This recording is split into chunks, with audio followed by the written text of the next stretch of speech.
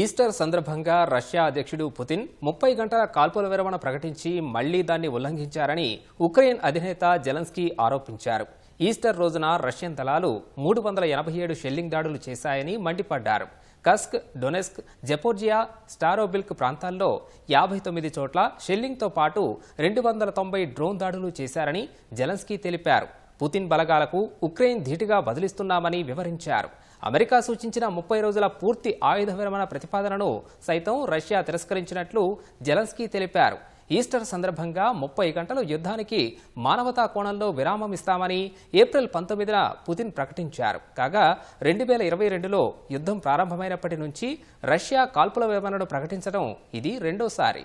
2023 Christmas సమయంలో Russia ఇలాగే యుద్ధ విరామం ప్రకటించింది. అయితే దాన్ని ఉల్లంఘించినట్లు అప్పట్లో ఆరోపణలొచ్చాయి.